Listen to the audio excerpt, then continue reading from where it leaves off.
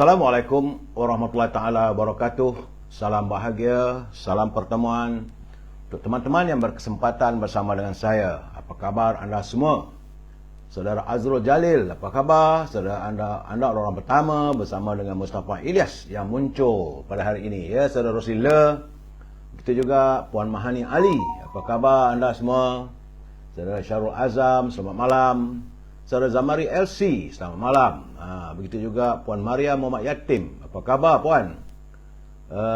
Doa saya agar anda sentiasa sihat walafiat. Begitu juga Saudara Aziz Muhammad. Pembalasan masyar, kabari itu waras. Saudara Basit Durahim. Begitu juga dengan Puan Nurizan dari Kuantan, Pahang. Saudara Suratman Muhammad, salam sejahtera. Puan Aminah Kak Minah daripada Kuala Terengganu. Cik Dut dari mana tak tahu. Saudara Tukiran Kitam, apa khabar orang Muar?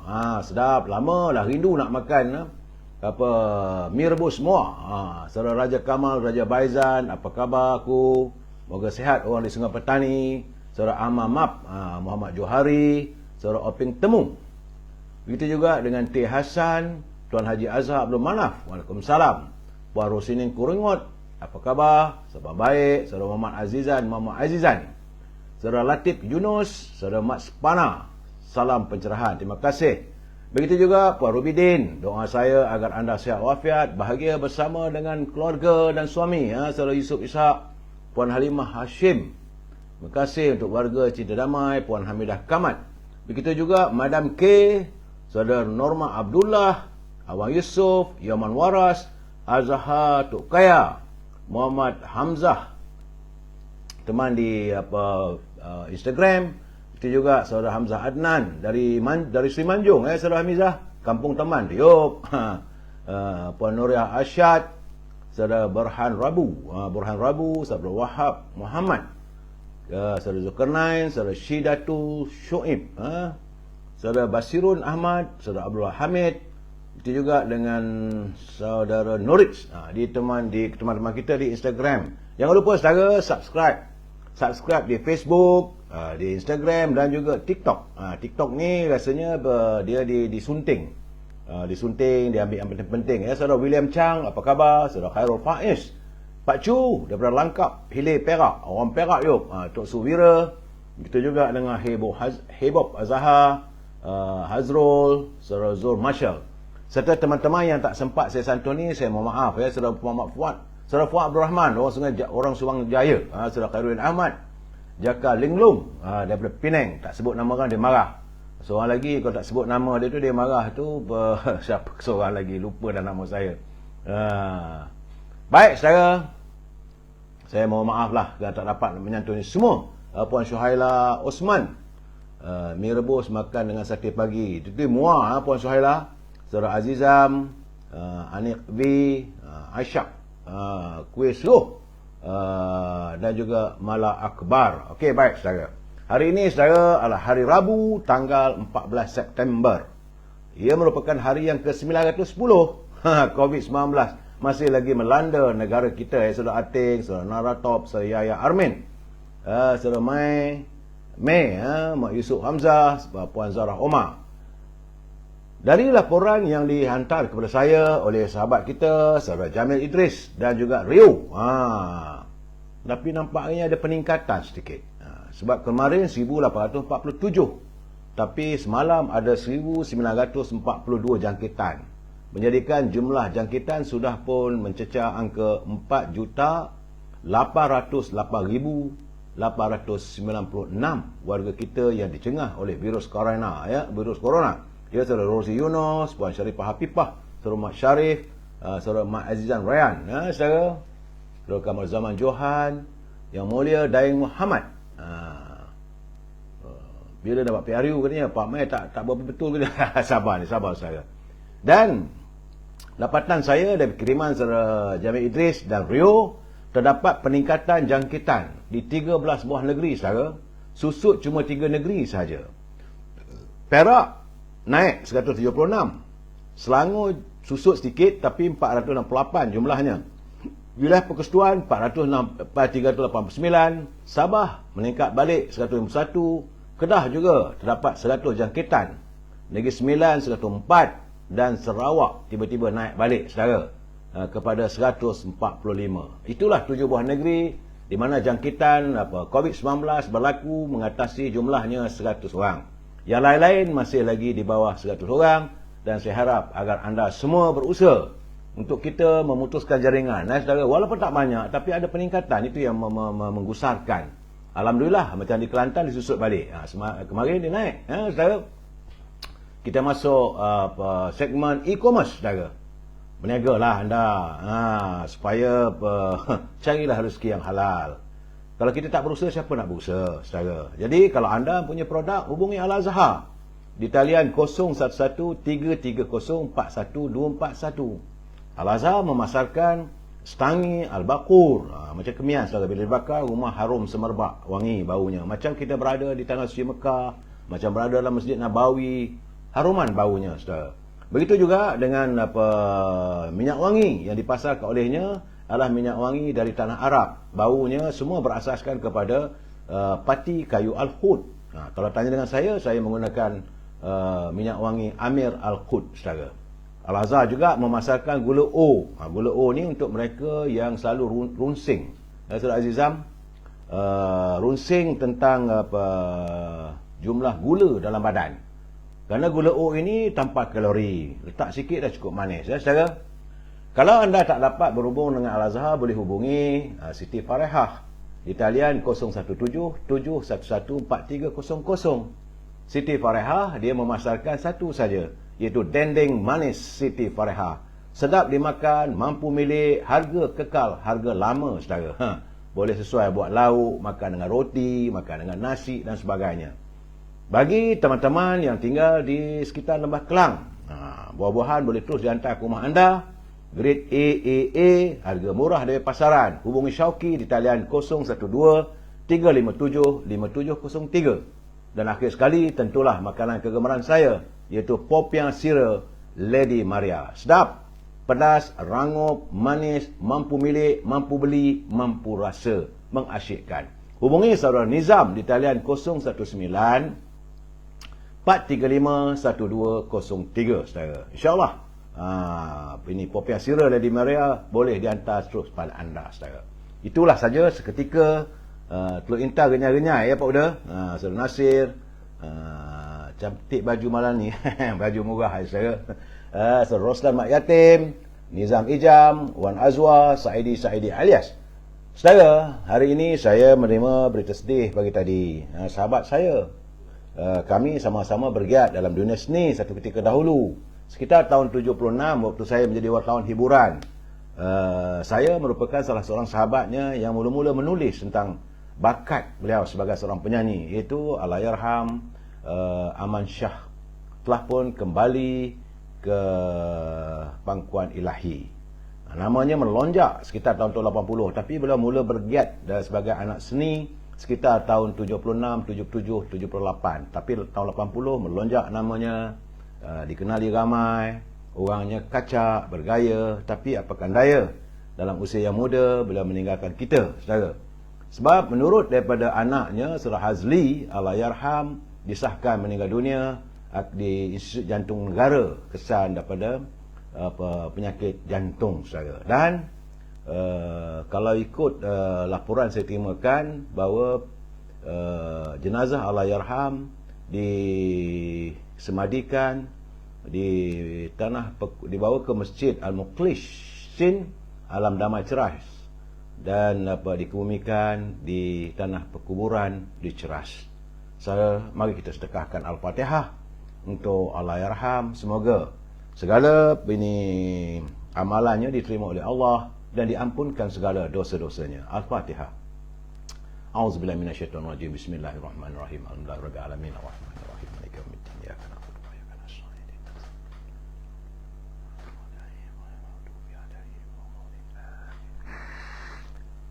Selamat berangkat duhai sahabatku ke tanahmu yang abadi. Itulah yang mampu saya ungkapkan. Dan kepada keluarga Allahyarham Aman Shah, dia ada adik dia, nama dia Nasir Wahab, juga adik kepada Allahyarham Aman Shah. Saya harapkan keluarganya bertabah menerima dugaan hidup ini. Kerana hidup ini pertunangannya adalah kematian saudara. Sebab itu saya sama malam sentiasa mengingatkan anda dalam naluri kehidupan. Saudara, sebuah kehidupan yang tenang datangnya dari jiwa yang positif. Itu fakta. Kehidupan yang bercelaru berpunca daripada jiwa yang berfikiran negatif dan penuh dengan kecelaruan.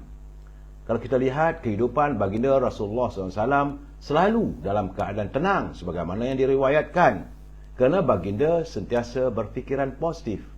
Hati yang tenang akan mendidik manusia menggalas segala cabaran dengan mudah tanpa kesukaran. Jadi cara untuk menenangkan hati dan fikiran ada dijelaskan dalam Al-Quran dan ia sangat berkesan jika diamalkan. Sayangnya, ramai manusia tidak mempraktikkan cara ini. Sebaliknya, mereka memilih hiburan untuk menenangkan hati. Malah, hiburan itu tidak bertepatan dengan kehendak agama dan bertentangan dengan ajaran Islam. Sebenarnya, saudara, berzikir merupakan cara terbaik untuk melenturkan hati supaya sentiasa tenang, selain menjadikan minda kita lebih fokus dan berfikiran positif, walau dalam apa sekalipun cabarannya. Dalam Al-Quran surah Ar-Ra'd ayat yang ke-28, Allah SWT memberikan petunjuk. Firman-Nya bermaksud, ingatlah dengan berzikir maka jiwa kamu akan tenang. Itu maksudnya saudara. Saya nak baca dalam bahasa Arab nanti tergeliat lidah saya saudara. Tapi masalah sekarang ni saya lihat masih ramai di kalangan kita sering tersalah pilih jalan untuk meraih ketenangan dalam hidup. Akibatnya hati menjadi resah, gelisah, sedih, marah dan kecewa. Kehidupan pula tidak pernah tenang. Akhirnya jalan yang salah dipilih untuk mencari ketenangan. Melakukan apa yang diperintahkan dan meninggalkan larangannya sebenarnya saudara adalah untuk membersihkan jiwa daripada segala kekotoran batin. Apabila batin kita telah bersih, suci daripada segala kekotoran, ketenangan hidup akan datang dengan sendirinya. Ibarat sepohon pokok saudara, ia subur menghijau kerana mendapat air dan baja secukupnya. Ulama mengatakan antara faktor baginda Rasulullah SAW berfikiran positif adalah kerana baginda sentiasa berzikir. Oleh itu saudara, amalkanlah untuk sentiasa berzikir, menyebut nama Allah, juga jangan lupa melakukan selawat terhadap baginda Rasulullah SAW. Saudara, semoga kita mendapat kehidupan yang sedikit tenang. Apa khabar Puan Salina, Syahrimat, Syahrudin, Yahya? Begitu juga dengan Puan Fazilah Abdul. Jaki Lenglum belum tentu lagi. Anda bergaduh sama-sama sendiri. Tak apalah. Saudara Ramli Putih, Saudara Abidin, Khairul Azman Muhammad, Abdul Latif Mak Yasin, Saudara Mak Rozi, Saudara Rosli Bidi. Saudara, baik.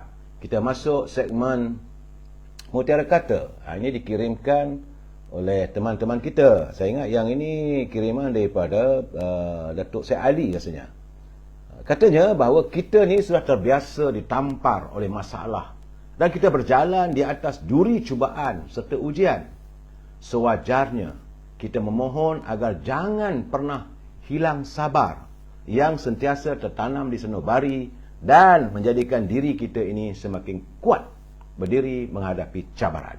Itu kata-kata mutiara daripada sahabat saya, Datuk Syed Ali, mengingatkan kita semua bahawa kita harus saling ingat mengingati. Sebagaimana saya selalu mengingatkan pimpinan negara, jangan berbelanja wang negara tanpa had, kerana kita khawatir dan bimbang negara akan muflis, saudara. Baik, saya bicara kita malam ini tajuknya hati yang terluka. Saya hati yang terluka, dalam senyum saya menyampaikannya.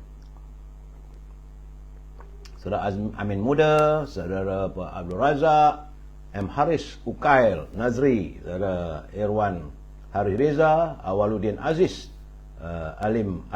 Saudara, sebelum saya memberi pencerahan seterusnya, saudara, kita santun dulu pantun Pak Nazil. Petang tadi dia hantar, dia kata, orang hulu ke seberang takir mencari saudara, kerjanya bertukang. Bertindak dahulu, baru berfikir, mengakibat negara lintang pukang.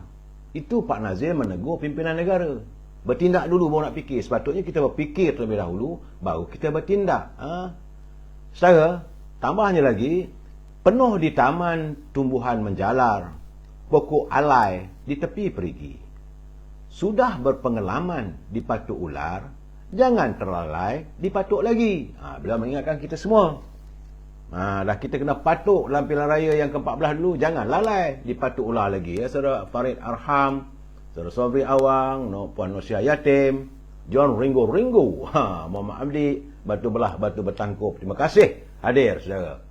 Baik, saudara, sebelum saya memberi pencerahan lagi, seperti biasa, saya perlu mengingatkan anda semua bahawa bagi mereka yang menyunting semula live saya ini dan dimasukkan dalam pelbagai channel, YouTube ke, Facebook ke, TikTok dan sebagainya, anda harus bertanggungjawab atas setiap suntingan yang anda lakukan. Ya, saudara Muhammad Faris Zohdi, Saudara Supar Kamsi, M. Fahiri, Manpol. Saudara, itu juga Puan Fazilah Abdul, Serbani Sibu, R. Abdul Aziz, John Ringo.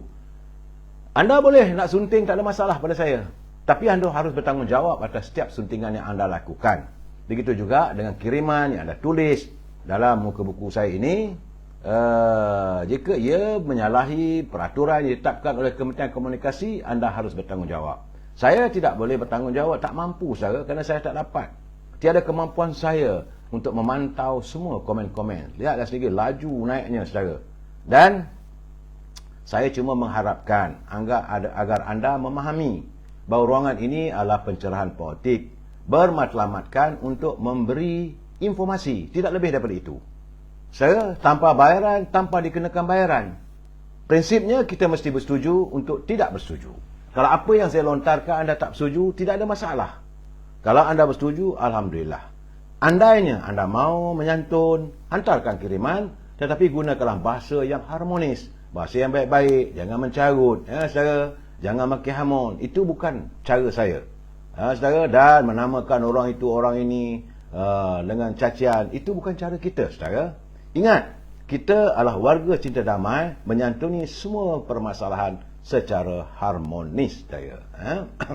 Dan hari ini saya nampak cuaca memang saya katakan tadi, awal pagi okey, alhamdulillah, mentari bersinar. Masuk saja waktu zuhur, tiba-tiba suasana jadi suram temuram. Jadi kemudian awan pun berkelibut, maka datanglah hujan. Tempat saya masih lagi belum hujan ribut petir, tetapi kabarnya di Batu Pahat, saudara. Semalam Batu Pahat terpaksa mewujudkan sebuah pusat pemindahan sementara yang dibuka di Sekolah Menengah Seri Gading bagi menempatkan sekitar 600 warga kita yang menjadi mangsa banjir. Mereka daripada 190 keluarga. Menurut Ketua Polis Daerah Batu Pahat, Asisten Komisioner Ismail Dolah, banjir melanda 4 kawasan di Taman Seri Pancur, Kampung Sengkuang, Kampung Baru Seri Gading dan Pekan Seri Gading. Sebab itu teman-teman berhati-hati, ya saudara, kerana kejadian itu berlaku susulan hujan lebat pada jam 4:30 pagi semalam sehingga 5:30 pagi dan bertembung pula dengan fenomena air pasang besar yang bermula jam 3 pagi. Dan kejadian ini menyebabkan kawasan tanah rendah dinaiki air. Saya dah beri pesanan 2 hari lepas bahawa negara kita akan mengalami banjir besar. Kerana keadaan sekarang ni air pasang besar sedang melanda. Kalau berlaku hujan lebih daripada 2 jam, maka pasti banjir akan melanda. Jadi saudara, berhati-hati, dengar pengumuman. Kalau pihak berkuasa kata pindah, pindahlah. Selamatkan jiwa saudara, selamatkan harta saudara, selamatkan anak-anak dan keluarga kita. Ya saudara, dalam keadaan sekarang ni, apa-apa barang berharga, bawalah bersama. Tapi jaga baik-baik. Skamer pun ramai sekarang ni saudara. Orang dah tak ada duit. Cuma, saya melihat apabila Yang Berhormat Mulia Tengku Zafrul tiba-tiba dia membuat kenyataan, sama ada kenyataan itu melalui Facebook ataupun YouTube, tapi dia muncul dalam laman sosial bila dia mengatakan apabila ringgit Malaysia berada dalam situasi lemah, tidak bererti ekonomi negara berada dalam krisis. Saya geleng kepala. Inilah orang bank, dia fikir duit saja, dia tak fikir kesannya. Kerana saya tengok ilmu ekonomi mana yang dia belajar macam itu. Kalau duit lemah, mestilah krisis ekonomi. Ini yang buat kadang-kadang saya kata I cannot brain dengan orang macam ini. Tiba-tiba kalau kenyataan benar ringgit Malaysia lemah, tapi tidak berarti ekonomi negara dalam krisis. Saya pun tak tahulah. Kadang-kadang begini, kadang-kadang mengundang amarah kita. Bercakap ikut suka mak nenek mereka saja. Mereka tak terasa. Wang ringgit kita lemah, harga barang naik, mereka tak terasa. Mereka punya pendapatan ribu. Sedangkan rakyat nak cari sekupang dua pun sesa sekarang. Harga getah merosot. Harga kelapa sawit merosot. Hujan turun. Banjir melanda. Pendapatan semakin berkurangan. Anak-anak muda yang keluar dari universiti terpaksa jadi pemandu pengantar makanan melalui Grab. Yang tergolek tepi longkang ada, tergolek tengah jalan ada, nak cari sesuap nasi. Mereka pemimpin boleh sedap mengatakan, tak ada krisis ekonomi. Walaupun ringgit turun. Ilmu ekonomi macam mana? Inilah kadang-kadang mengundang amarah kita. Sebab bila ringgit turun, mestilah barang makan naik. Tak tahulah saya. Marah nanti tak boleh masuk lounge live saya terus. Masuk gear nak maki orang buat apa. Dan saya agak terpanggil juga. Saya lihat sendiri macam di Kuala Langat. 33 orang pengusaha aquaculture. Iaitu di bawah projek ternakan air rintis Kampung Bandar di Jugra. Mereka terpaksa berputih mata apabila menerima arahan pengosongan tapak yang diterokai oleh mereka selama lebih 30 tahun. Mengusahakan projek bukan besar mana pun, 16 plus 19 hektar saja. Dah mereka lakukan perusahaan ini begitu lama. Waktu kita menghadapi PKP, inilah tempat antaranya pengeluar bahan makanan, itu ikan, udang yang dipasarkan. Sekarang ni mereka terpaksa mengosongkan kerana sudah mendapat notis. Saudara, ini yang saya katakan, kenapa jadi begitu? Kononnya kerana projek itu, tempat itulah mereka tidak cuma diberikan lesen menduduki sementara TOL untuk mengusahakan tanah tersebut. Saudara, dan tanah itu akan dibangunkan oleh TNB. Carilah tempat lain. Itu masalahnya. Kalau benar pimpinan di negeri Selangor nak membantu 33 buah keluarga ini, sepatutnya cari kawasan lain. Terdapat dia kata ada kawasan. Menurut wakil pengusaha Abdul Hafiz Abdul Salam, mereka meminta okeylah nak roboh-roboh lah, sebab rumah-rumah pun akan dirobohkan. Dia kata berilah pampasan seharga hati. Berdasarkan maklumat, katanya semasa mesyuarat di pejabat daerah, kolam udang dan ikan terlibat merupakan laluan projek TNB. TNB lalu ke atas saja. Adalah 48 buah. Sementara itu bangunan terlibat untuk dirobohkan, iaitu 47 unit. Terdapat ada bangunan yang akan dirobohkan, bangunan, pondok-pondok, memang benar tamat tarikh tol tu pada tahun 2012. Tapi kita punya kuasa, pemimpin, katanya kerajaan prihatin sangat pada rakyat. Kerajaan daripada yang dipimpin oleh Parti Keadilan, yang amat berhormat Datuk Amirul Syahri, ini di Kuala Langat. Fikirlah soal rakyat. Jadi dia mengatakan, menurut seorang lagi, iaitu saudara Abdul Aziz, saudara Abdul Hafiz, kolam udang dan ikan di kawasan terbabit adalah projek terancang dan pernah dirasmikan oleh Duli Yang Mulia Sultan Selangor, iaitu Sultan Sarafuddin Idris Shah, semasa baginda masih menjadi Raja Muda Selangor dulu. Jadi kolam udang dan ikan ini juga menjadi mata pencarian sejak 30 tahun, saudara. Kenapa jadi begitu? Ini juga berlaku macam di Sabah, di kampung wawasan tu dekat Sepanggar. Rumah mereka akan dirobohkan. Apakah pimpinan negara, pimpinan kerajaan, PBT, pejabat daerah dan sebagainya tak ada kerja lain? Dalam keadaan susah begini nak meroboh rumah orang. Benar, mereka duduk kawasan-kawasan yang bertaraf setinggan. Tetapi kalau boleh, carilah kawasan untuk mereka pula nak dipindahkan kalau nak dibangunkan kawasan itu. Ya, saudara, jangan dijadikan rakyat ni sebagai pengemis di bumi mereka sendiri. Sebab itu dia mengharapkan supaya banyak tempat lain. Dia kata kalau nak beri macam di Kuala Langat tu, dia kata ada kawasan tepi sungai seperti di Tongkah, di Kelanang dan Permatang Pasir. Boleh mereka untuk mengusahakan. Tapi berilah kawasan. Pergi bincang, ini kawasannya. Trokalah anda, lepas itu bagilah taraf tol. Begitu juga dengan penduduk di kampung wawasan di Sepanggar. Sebab saya dah pergi. Saya jangan lupa 2 minggu lalu saya berada di kawasan tersebut melihat, sedih saudara. Saya menitiskan air mata melihat untuk nasib warga bangsa kita. Tak kira lah Melayu ke, Kadazan ke, Islam ke, bukan Islam ke, tapi mereka adalah manusiawi yang perlu disantuni. Kita negara cinta damai. Katanya kononnya keluarga Malaysia sangatlah, tapi janganlah nak meroboh tanah orang. Memang siapa yang ada tanah kekal bila dilahirkan ke dunia ini, melainkan dengan bantuan kerajaan. Kita banyak lagi tanah di negara kita ni masih luas. Jadi bila orang dah duduk situ, janganlah nak roboh, berunding. Berilah mereka peluang, kesempatan untuk meneruskan kehidupan. Sebelum nak naik itu, kenapa tak diroboh lebih awal? Persoalan saya pernah bercakap dengan salah seorang menteri dari Sabah, iaitu Datuk Ayub Khan. Dia kata masalahnya, dia kata bila masa mula-mula buat dulu, kalau setinggan ke, buat satu rumah ke, dua rumah dulu, nak roboh-roboh awal-awal. Tapi bila dah jadi macam perkampungan, tiba-tiba nak dirobohkan semua. Ini yang mendatangkan masalah. Begitu juga, kalau tak bagi, jangan bagi. Kenakan lidak udang di Kuala Langat. Baru buka satu, dikorek satu kolam itu, maka datang tutup. Ini dah 30 tahun kawan berusaha. Itu merupakan mata pencarian keluarga mereka. Bukan setahun, 30 tahun. Tiba-tiba sekarang ini diarahkan, kosongkan. Sedap saja mengeluarkan arahan. Saya haraplah kerajaan pimpinan Dato' Amiruddin Syari lihat masalah yang dihadapi oleh rakyat. Benar tak ramai, 33 orang, tapi mereka manusia. Ingat, doa orang yang dizalimi itu tiada hijab dengan Allah SWT.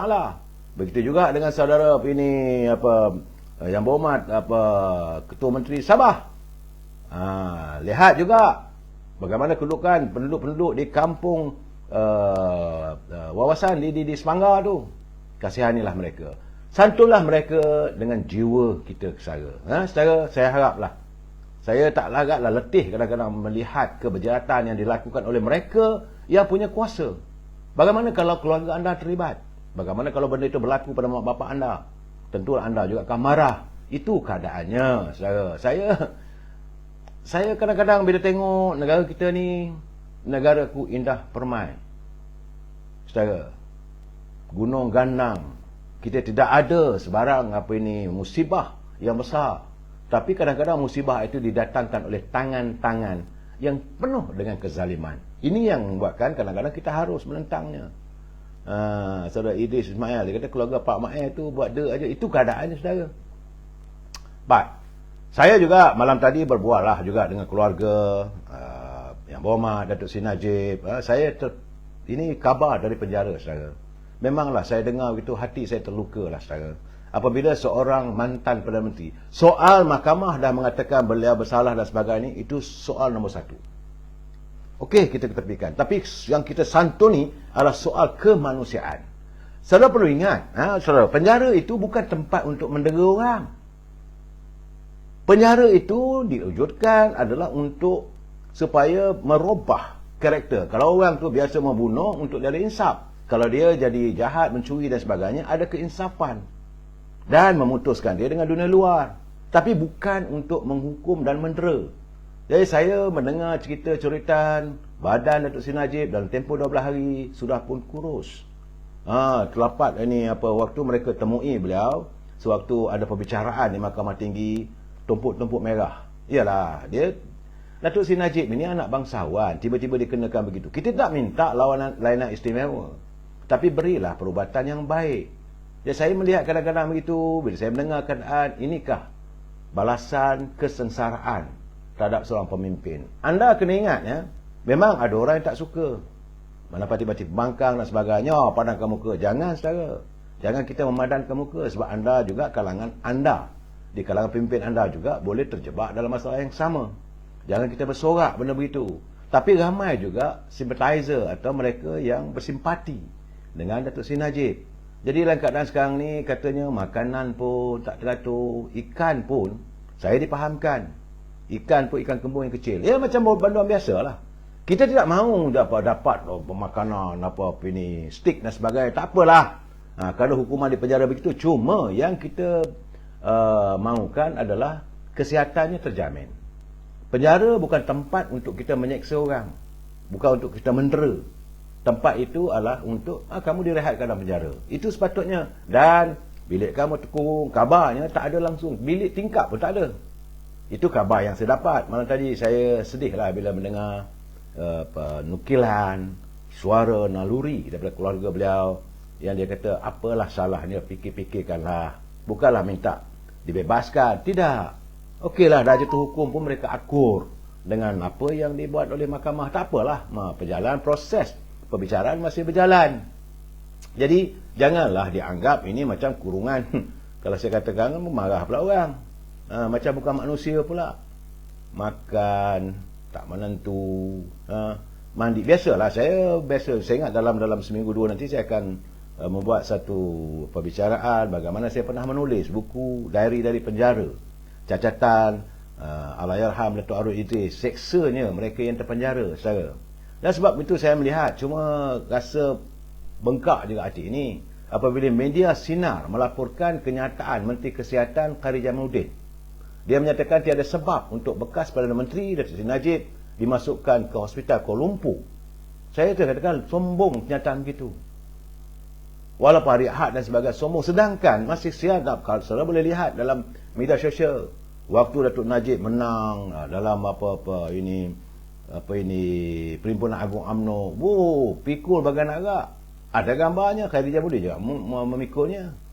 Sebab itu saya melihat kenyataan daripada Peguam Bela Saudara Tan Sri Muhammad Shafie Abdullah, kerana beliau mempertikaikan dakwaan Menteri Kesihatan tentang berhubung dengan ubatan generik. Kerana kata Shafie adalah ia mampu menurunkan tekanan darah bekas Perdana Menteri katanya. Dia mendakwa bahawa kementerian pada awalnya menyatakan bahawa memindahkan Najib dari Hospital Kuala Lumpur ke Institut Jantung Negara, tapi tak berlaku. Jadi semasa sebutan kes Datuk Najib berhubung dengan YNDB, Tan Sri Shafie mengatakan bahawa beliau memberitahu mahkamah bahawa tekanan darah Datuk Najib mula turun selepas diberikan ubat bagi penyakit darah tinggi yang asal yang diambilnya sebelum ini. Jadi ubat yang diberi oleh Kementerian Kesihatan itu tidak bersesuaian.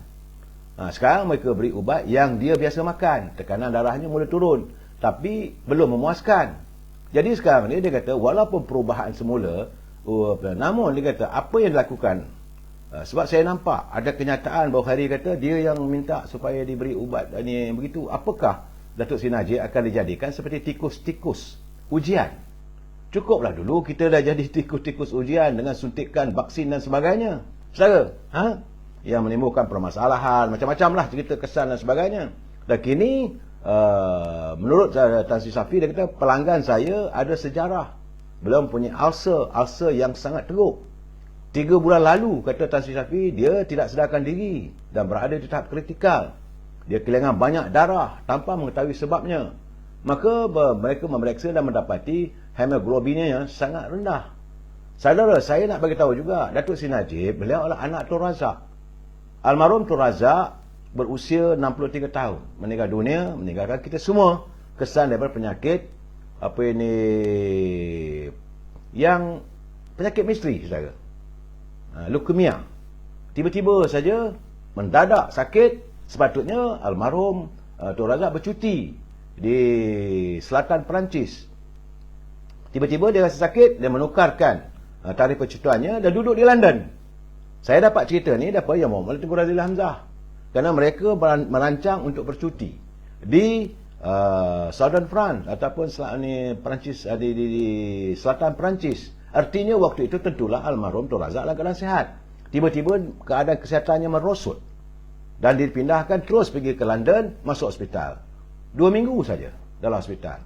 Maka Allahyarham meninggalkan kita semua. Jadi apakah dalam keadaan begini, kemerosotan kesihatan Datuk Seri Najib ini perlu dirayakan oleh setengah mereka yang membenci beliau?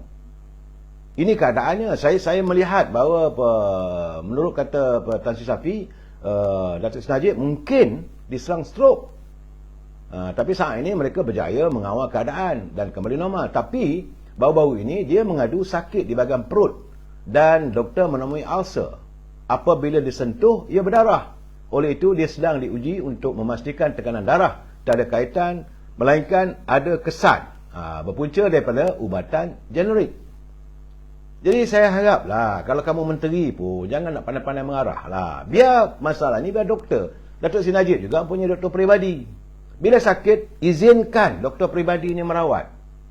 Dia dalam penjara, apa masalahnya izinkan doktor tu masuk merawat? Bukan nak bawa pistol, bukan nak berlaku apapun. Dia redha dengan apa yang berlaku. Tetapi kesihatannya perlu dipulihkan. Itu gambaran yang sedekat, selahat. Saudara, semua itu peguam bela berkenaan memohon mahkamah untuk melapangkan tarikh perbicaraan. Nasib baiklah Hakim Colin Lawrence di Square menetapkan prosiding bersambung semula pada 26 September supaya Datuk Seri Najib boleh memperoleh rawatan. Ini keadaan saudara. So sebab itu saya melihat saudara, kadang-kadang kita ni kalangan orang Melayu ni, kita ni macam-macam nak memadamkan muka, biar gasaknya, bagi ubat. Tetapi sedangkan orang macam Lim Kit Siang pun bercakap, veteran DAP Lim Kit Siang dia menggesa kerajaan supaya memberikan rawatan terbaik kepada Datuk Seri Najib sepanjang bekas Perdana Menteri itu menjalani hukuman di penjara. Kerana beliau membuat gesaan kerana percaya Datuk Seri Najib juga mempunyai hak sebagai seorang banduan. Ini bukan masuk menjadi banduan, itu kamu terus dihina, diketepikan oleh masyarakat secara total. Dia juga mempunyai hak sebagai banduan. Jadi sebab itu Tan Sri Safi mengatakan Khairi kena baca buku, kena faham bagaimana undang-undang hak seorang banduan. Kerana kata Siang, saya setuju dengan apa yang dilontarkan oleh anak Datuk Seri Najib, itu Noriana Najwa. Jadi saya menyeru kerajaan untuk memberikan rawatan perubatan yang terbaik kepada Datuk Seri Najib semasa dia berada dalam penjara. Itu satu hak yang patut juga diberikan kepada semua banduan di negara ini. Jadi kalau Lim Kit Siang pun dah bercakap, kamu sebagai menteri nak tunjuk ego kamu, tak boleh. Hari Minggu tak boleh hantar ke IJN. Dalam bahasa kasar, biar mati kering lah. Begitulah maksudnya. Sedangkan waktu dia berkuasa, waktu kamu jadi ahli kabinetnya, kamu bodek setengah mati. Ini masalahnya. Saya jadi naik angin bila dengar benda begini. Sedih saya dengar. Saya tak minta dia dibebaskan. Saya tidak minta dia diberi layanan bagi makan stik. Saya tak minta dia bagi tilam 10 inci. Saya tak minta disediakan bilik aircon. Tak ada. Apa yang diberi kepada setiap banduan, beri. Tetapi kesihatannya perlu dijaga. Kalau dia sakit, perlulah dirawat. Apa salahnya izinkan doktor pribadinya, sebab sepanjang hidupnya dia punya doktor pribadi. Takkan itu pun kamu nak putuskan, ini soal kesihatan. Itu saja saya.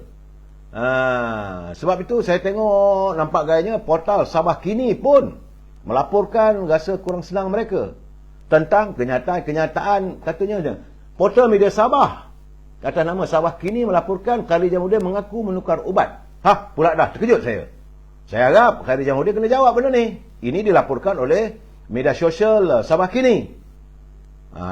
Dan Ketua Pengarah Kesihatan perlu memperjelaskan. Sebab ubat ni memang betul lah. Kalau you tukar je ubat, dah betul saudara. Saya nak bagi tahulah, saya sendiri pun kadang-kadang bila tukar je ubat, maka berubah dia punya struktur badan kita ni. Jadi apa ubat yang saya makan? Kalau Panadol, jenis Panadol yang bagaimana? Itu keadaannya saudara. Saudara Rosli Rahim, dia kata RPK dah bagi penjelasan tentang sedihnya Datuk Seri Najib di penjara. Itu keadaan saya. Sebab itu saya juga selalu lihat sendiri. Akhirnya mereka daripada pembangkang menyuarakan supaya hak seorang banduan itu diberikan. Bukan hak istimewa, tak ada. Nurul Izzah juga menuntut supaya penjara ini di-upgradekan. Ya, sebab dia pernah melihat bagaimana ayandanya Datuk Seri Anwar Ibrahim juga turut terpenjara. Jadi dia melihat kualiti kehidupan penjara di negara kita ini. Sebab itu selaku ahli parlimen Batang Pauh, Nurul Izzah dia mahukan supaya peningkatan kualiti di penjara itu dapat ditingkatkan. Kerana dia juga bimbang. Sebab jangan lupa saudara, bahawa ada juga kluster penjara yang menunjukkan adanya jangkitan merebaknya COVID-19 dan sebagainya. Ini pernah berlaku. Jadi dalam keadaan begini, kita mengharapkanlah agar pimpinan negara, khususnya yang menjaga haiwan penjara, benci anda pada Datuk Seri Najib, bencilah. Tapi ingatlah dia juga adalah manusia. Jangan anda lakukan sembarangan sebegitu. Hari ni hari dia. Jangan fikir anda tak boleh terlepas. Macam Khairi Jamaluddin sebagai Menteri Kesihatan, sepatutnya pergilah melawat, tengok. Dulu boleh. Buktikan Kalau 100 daripada 1000 orang yang menyokong Datuk Najib, mungkin tinggal seorang. Itulah kamu yang beri tegur Datuk Najib. Buktikan. Jangan cakap sembang saja. Itu keadaannya. Saudara. Dan saya melihat sebenarnya ini ada satu perbezaan. Kerana terus terang saya katakan, nampak gayanya kalau itu yang berlaku pada Datuk Najib agak berbeza dengan Datuk Seri Anwar Ibrahim. Sewaktu Datuk Seri Anwar Ibrahim dipenjarakan, nampak gayanya nasibnya lebih beruntung daripada Datuk Najib. Kerana waktu Datuk Seri Anwar Ibrahim dipenjarakan zaman Barisan Nasional. Hari ini Datuk Seri Najib dipenjarakan zaman Perikatan Nasional 2.0, Kerajaan Hybrid, Keluarga Malaysia. Kerana menurut Datuk Seri Zahid Hamidi, beliau pernah menjadi Timbalan Perdana Menteri tahun 2015. Dalam waktu itu Datuk Seri Anwar Ibrahim berada di penjara. Jadi dia kata kerajaan membenarkan Datuk Seri Anwar Ibrahim untuk mendapat rawatan dari pakar luar negara dengan syarat semua kos perbelanjaan ditanggung oleh keluarga Datuk Seri Anwar Ibrahim. Jadi kalaulah keluarga Datuk Seri Najib boleh menanggung kos, ada doktor peribadinya, izinkanlah. Jadi menurut Datuk Seri Zahid, sepanjang penahanannya yang menjalani hukuman penjara, beliau telah dihantar 2 kali menjalani rawatan di Hospital Kuala Lumpur dan menerima hampir 200 lawatan daripada keluarga, pakar perubatan dan peguam. Lain pula yang sedang dihadapi oleh bekas Perdana Menteri Datuk Seri Najib bagi mendapatkan rawatan. Beliau telah mengalami masalah kesihatan. Sebab itu waktu prosiding tu, penawar raya Gopal Sri Ram pun memaklumkan pada mahkamah. Dia kata tengok gayanya badan Datuk Seri Najib ni dah susut. Ini sampai ke orang pembangkang pun boleh lihat benda begitu. Takkanlah kita ni yang pernah sama-sama berada dalam satu bahtera, takkan pun tak ada pemikiran, takkan tak ada hati dan perasaan. Itu keadaannya saudara. Jadi saya haraplah cerita Datuk Najib ini kita berhenti setakat ini. Saya menunggu laporan seterusnya. Cuma saya mengharapkan, saya tidak minta supaya beliau dilayan sebagai seorang yang VIP. Pernah juga kita dengar dulu ada orang jadi dapat layanan VIP di penjara. Tapi sebagaimana yang dituturkan oleh Raja Petra Kamarudin, sekarang ni Bak Kaunsil pun mempertikaikan kalau nak buat pengampunan. Sedangkan waktu bermula daripada Datuk Arun dapat pengampunan, kemudian Datuk Muhtar Hashim dapat pengampunan, Datuk Seri Anwar Ibrahim dapat pengampunan, tak ada pun mereka bising. Kenapa baru usul nak dibawa untuk mendapat pengampunan, mereka pula menentang. Ini masalahnya. Saudara lihatlah apa yang dinontarkan oleh Raja Petra Kamarudin. Sekarang ni kita masuk bab politik saudara. Saya lihat memang kecelaruan itu berlaku sangat-sangat. Kerana Raja Petra ni pakai mendedah, dia dedah lagi. Saya lihat yang dikirim kepada saya, pendedahan Raja Petra, dia kata daripada senarai orang yang menerima wang daripada 1MDB, wang konon-kononnya daripada pendapatan daripada 1MDB itu termasuklah sekitar 350 orang penerima daripada kalangan pengundi-pengundi dari Pulau Pinang, iaitu orang DAP. Itu kata Raja Petra. Sepatutnya perkara ini disiasat. Sedangkan yang disiasat, yang dibawa ke mahkamah, Datuk Seri Syarif Samad, Datuk Ahmad Maslan, orang UMNO. Tapi jumlahnya berapa? Daripada 350 orang tu katanya sampai 700 juta. Ini perlu disiasat, saudara. Jadi sebab kita tak maulah adanya double standard. Jadi keadaan begini saya haraplah agar Datuk Seri Ismail Sabri melihat sebagai Perdana Menteri. Memanglah tadi beliau katanya beliau mendapat sambutan. Saya tengok satu tweet yang oleh beliau mendapat sambutan di Pulau Pinang. Okey, jadi dia yakinlah Pulau Pinang ini orang akan menyokong kembali Barisan Nasional. Saya kata berhati-hati. Sebab bab berlakon ni kena bagi kat dia orang. Pakar berlakon dulu pun sebelum pilihan raya umum 2014, Datuk Najib datang ke Pulau Pinang pun puluhan ribu yang menyambut. Tapi akhirnya ruyup juga. Jangan terpedaya. Apakah mungkin mereka hanya lakonan supaya tidak diambil tindakan kerana ada yang dapat sampai 350 orang wang daripada YDB. Itu saya katakan saudara. Tak tahulah saya negara kita. Memang celaru sekarang ni. Keadaan politik yang berterusan. Tiba-tiba malam tadi saya dapat tahu. Kabarnya pada mulanya sepatutnya Majlis Tinggi UMNO mengadakan mesyuaratnya pada 17 September. Saudara, untuk membincangkan ada beberapa perkara termasuklah tentang untuk mengadakan pilihan raya umum. Tiba-tiba pagi tadi saya difahamkan, tak siapa kita, saya difahamkan bahawa mesyuarat tersebut terpaksa ditangguhkan ke 28 September. Iaitu 11 hari. Faktanya pertama, kerana pada tarikh yang sama pada 17 September, Yang Amat Berhormat Perdana Menteri mewakili Duli Yang Maha Mulia Pertuan Agong merasmikan pembukaan Sukma rasanya. Itu menurut kiriman lah, sebab tiba-tiba katanya begitu. Dan beliau juga dijadualkan untuk berada di Amerika untuk menghadiri sidang unggah. Saudara. Jadi Datuk Seri Zahid Hamidi memutuskan tak apalah kalau itu keadaannya, kita berlapang dada lagi lah sikit, bagi ruang. Tak sejauh mana pun, 10 hari, 11 hari saja. Jadi ditangguhkan kepada 28 September.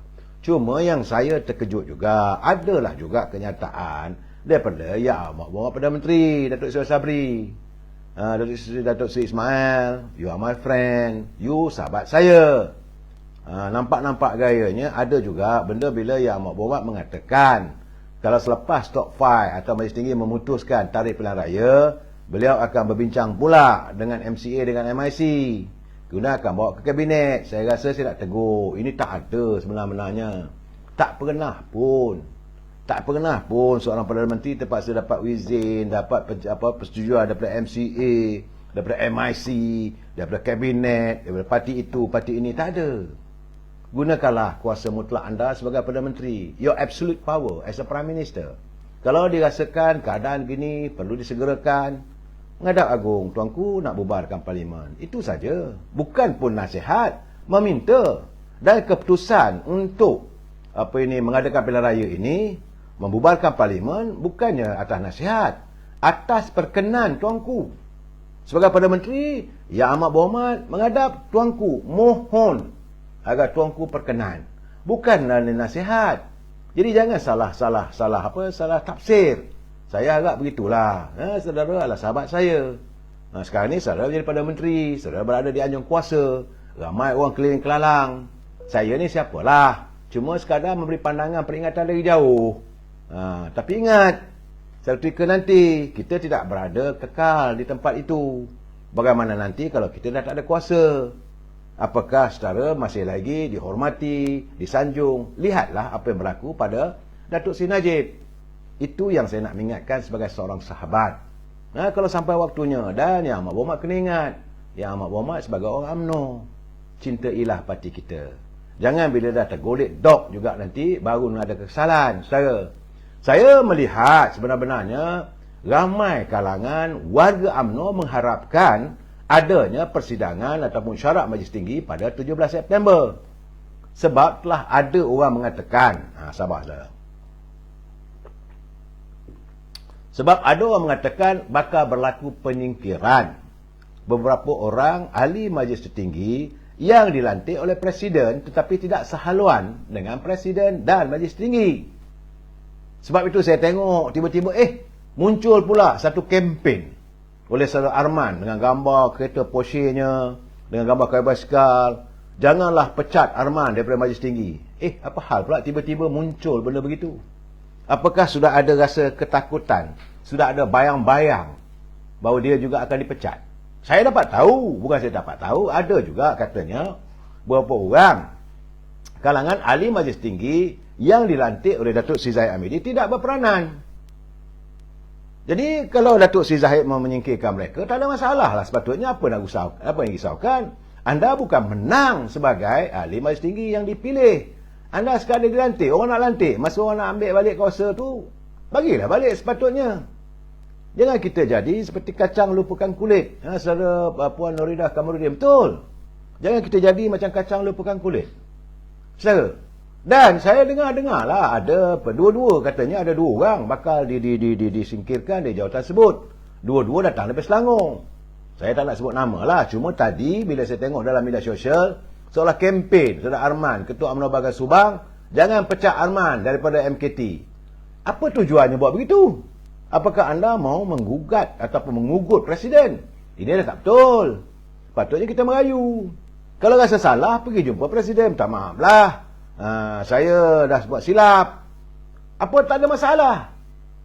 Tetapi kalau nak tunjuk hebat, beratlah. Sebab sebenarnya, warga UMNO Akar Umbi nak tunggu 3-4 orang yang lagi hebat dari mereka ni. Pengumuman Presiden. Apakah mereka ini akan dipecat sebagai ahli UMNO? Sebab warga UMNO Akar Umbi dah fed up. Dah bosan dengan perangai orang macam ni. Tapi bila ditangguhkan, tak apalah, tunggulah 17 bulan. Soal pilihan raya nak adakan 24 bulan ke, nak pindah ahli-ahli Akar Umbi dah malas dah. Dah malas dia nak bincang. Buatlah berapa hari bulan pun. Kalau 24 hari bulan, baru nak diumumkan pembubaran parlimen berapa bulan. Katanya, saya dipahamkan katanya selepas bajet tanggal 7 Oktober. Kalau buat lepas bajet 7 Oktober. Saudara, sebab ini pernah berlaku zaman Dr. Mahathir dulu. Lepas saja Tun Daim buat bajet, lepas tu terus bubar parlimen. Itu bolehlah kalau kerajaan itu kita dominan. Ini kita ni kerajaan hybrid.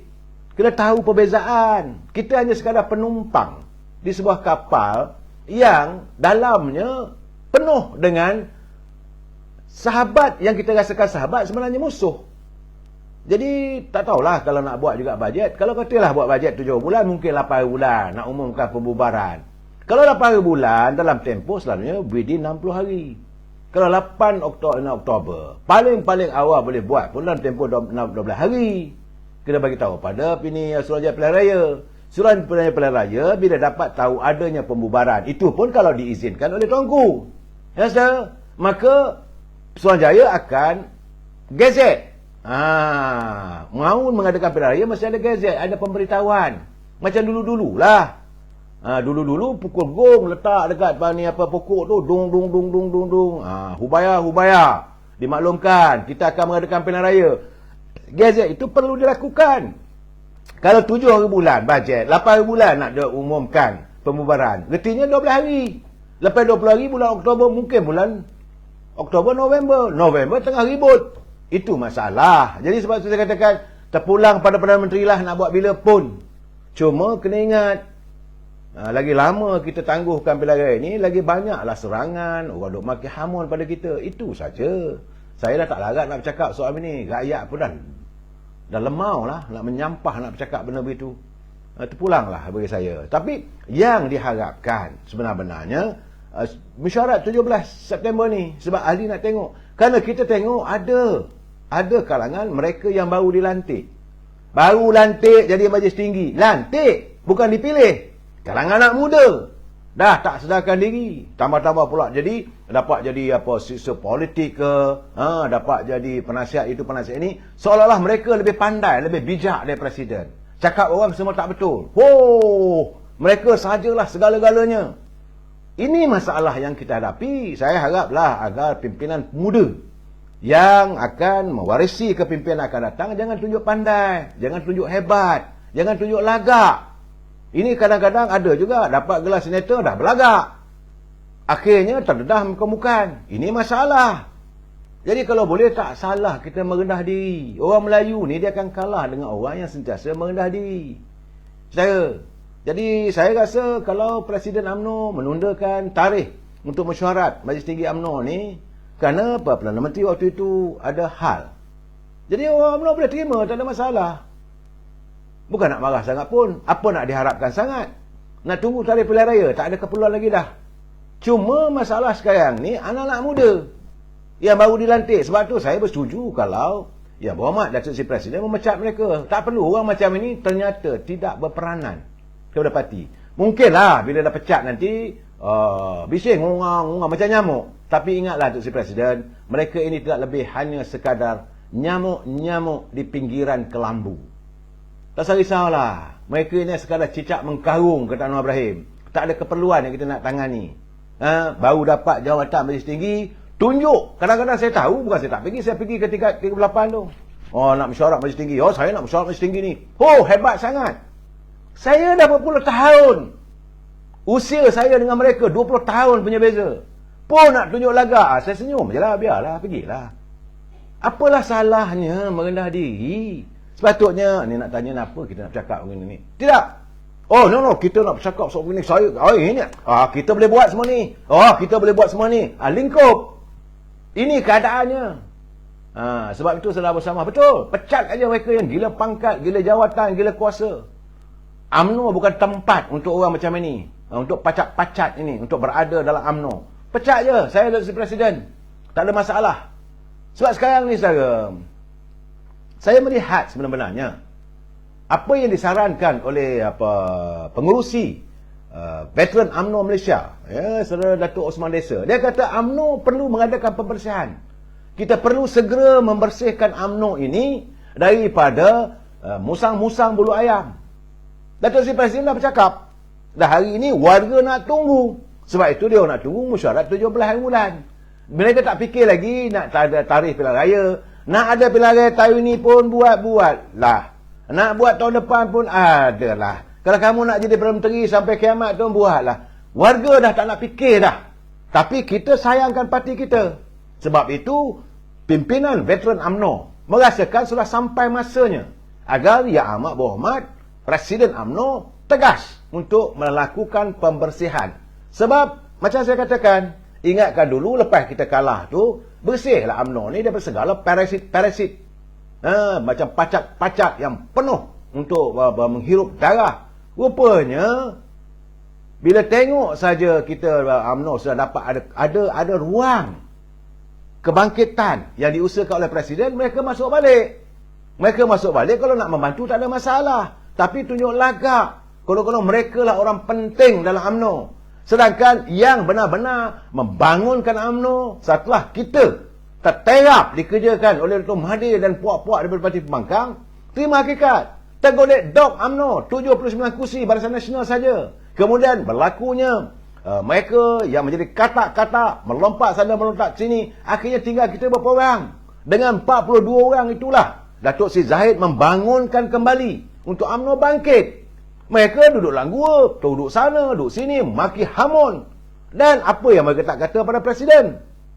Dengan semangat begitu, Presiden menakodai batera UMNO ini untuk meneruskan perjuangan. Jangan lupa, perjuangan ini disantuni, didukung oleh ahli akar umbi. It's not only the President. It's not only the Deputy President. Akar umbi UMNO yang berselerak di seluruh negara ini. Mereka tawaduk, mereka kukuh, kental semangatnya untuk memastikan UMNO ini terus dalam pelayarannya. Mereka inilah, tapi hari ini mereka seolah-olah dikhianati. Cakap mereka dipandang enteng. Ada 4-5 orang ahli majlis tinggi itu merasakan diri mereka pandai, mereka bijak, mereka lah pemimpin. Brother, jauh panggang dari api lah. Cuma kadang-kadang ahli akar umbi menghormati. Hormat ahli akar umbi di bawah ni. Oh, majlis tinggi, apa khabar Yang Berhormat? Apa khabar saudara? Apa khabar Datuk? Apa khabar Tan Sri? Apa khabar ni? Semua. Kerana warga UMNO berlapang dada. Yang dididik kita penuh dengan ketawadukan. Kebangkitan UMNO dilakukan oleh warga akar umbi. Tanpa akar umbi, tidak mungkin UMNO boleh bangkit. Sebab itu, warga UMNO kata nak pilihan raya. Mereka berkeyakinan kita boleh menang. Tapi orang atas kata, no, tak boleh, tunggu dulu. Sebab mereka kesedapan. Ada kuasa. Mereka dapat macam-macam. Sebab itu mereka nak mempertahankan selama mana yang mungkin. Ahli akar umbi dapat apa? 5 malam dulu saya dah cakap. Apa yang akar umbi dapat? Sekupang pun tak ada. Ni, nak menghadapi pilihan raya ni. UMNO bukan ada duit. Tapi akar umbi bersedia. Kami bersedia dengan tulang 4 kerat. Kita akan merempuh. Biar badai halilintar datang melanda. Kami, warga akar umbi, redha akan tetap mempertahankan UMNO untuk selama-lamanya. Itu ikrar akar umbi. Yang play safe ni orang di atas. 3-4 orang yang Presiden lantik sebagai majlis tinggi. Yang baru dapat jawatan tunjuk pandai. Itu yang ahli-ahli gengang sangat Dr. Presiden. Tak maaf lah. Geram saya dengan diorang ni. Dapat jawatan, bukannya dipilih. Dilantik. Sedarlah kamu. Cuma dilantik oleh Presiden. Tanpa Presiden lantik kamu, kamu tak ada apa-apa jawatan pun. Lekeh macam orang lain biasa. Bukan kamu hebat mana pun. Tapi untuk memberi ruang, untuk beri peluang. Tapi bila dah naik jadi majlis tinggi, dapat jawatan, mudah menjual. Orang itu sokoh orang ni, kutuk presiden, balon presiden dari belakang. Inilah orang yang tak mengenang budi. Sewajarnya mereka ni presiden pecat. Bukan kita nak ambil tempat itu, ramai lagi. Orang Kelantan kata, belana lagi pimpinan UMNO peringkat kaum umbi yang boleh dilantik sebagai ahli majlis tinggi. Orang-orang yang ada di atas, saya tak nak sebut nama. Tapi ahli kaum umbi kenal. Dua di Selangor.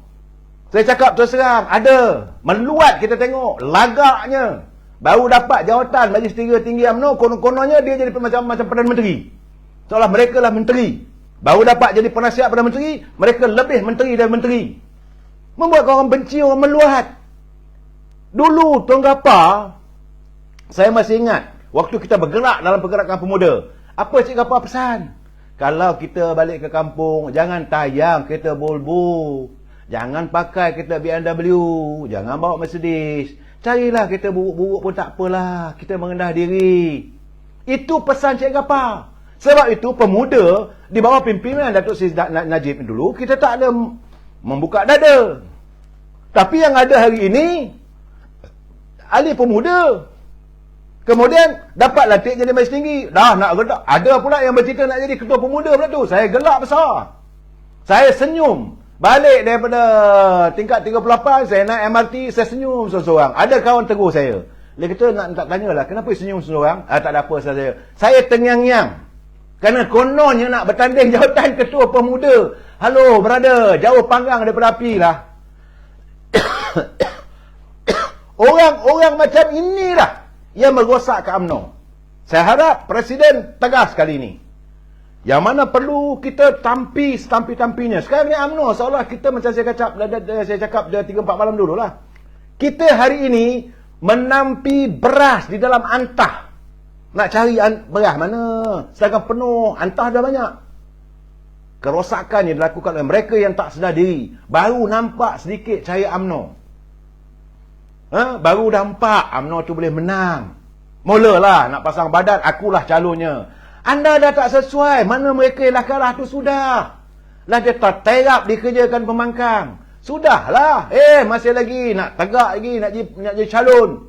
Kalau tak dapat nanti nak kerjakan presiden. Saudara kerjakan presiden, ingat akan umbi nak diam. Apakah kami warga kaum umbi ni mau berdiam diri melihat kebejatan anda yang mengejar kuasa, memburu harta? Kami umbi akan bangun mempertahankan presiden. Kita jumpa lagi malam esok. Wabillahi taufiq wal hidayah. Assalamualaikum warahmatullahi taala wabarakatuh. Selamat malam.